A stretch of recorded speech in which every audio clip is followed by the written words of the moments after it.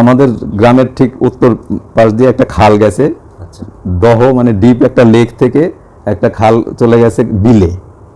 এই খালে বর্ষাকালে অনেক সময় মাছ ধরা হতো।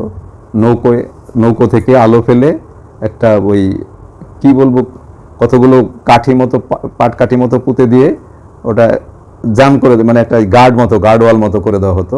ওখান থেকে নৌকার মাথা থেকে একটা লাইট ফেলে ওই কাঠিগুলোর ওপরে এবার নৌকোর মাথায় কোচ নিয়ে বসে থাকতে হতো। এই বর্ষাকালে বিল থেকে জলের স্রোতটা দহের দিকে এসে নেমে আসে, আচ্ছা আর ওই জলের স্রোতে বড় বড় মাছ বিলের দিকে বেরোয়। ওকে এবার আমার বাবা ওই লাইট নিয়ে ওই নৌকোর মাথায় বসে ওই মাছ ধরার জন্য বসে আছে। রাত্রি তখন 11টা 11:30 হবে।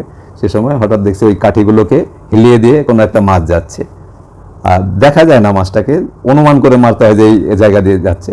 তো কোচ দিয়ে খুব সজোরে মেরেছে, মারতেই হুম করে একটা আওয়াজ উঠেই এত স্পিডে আর এত দ্রুত ওই মাছটা ওই বিলের দিকে গতি নিয়েছে যে কোচের মাথায় যে দড়ি বাঁধা থাকে সেই দড়ি এক টানে ছিঁড়ে গেছে। আর বাবা একা একা ওই নৌকো নিয়ে ওই যাচ্ছে না, ভালো এগিয়ে যাচ্ছে।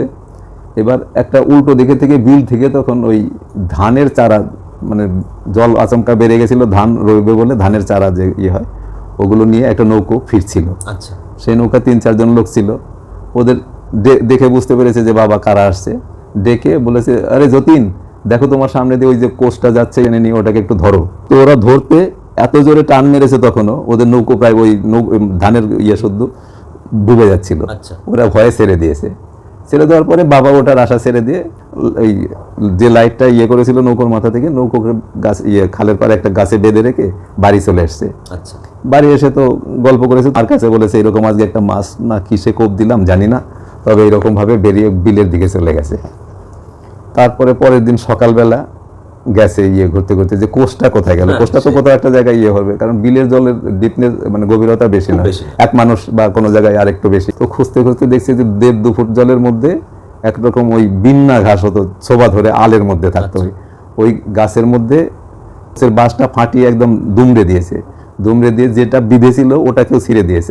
তো ওটা ছিঁড়ে দিয়ে ওটা চলে গেছে। তো বাবা ওটাকে সারিয়ে টারিয়ে নিয়ে এসে, তো বাবার এটা ছিল যে কিসে কোপ দিয়েছিলাম, যে মাছ ছিল না অন্য কিছু ছিল। দয়ে যারা পুরোনো দিনের জেলে মানে বয়স্ক জেলে যে তাদের কাছে জিজ্ঞাসা করেছে যে এই ধরনের একটা হয়েছিল যে এটা কি হতে পারে।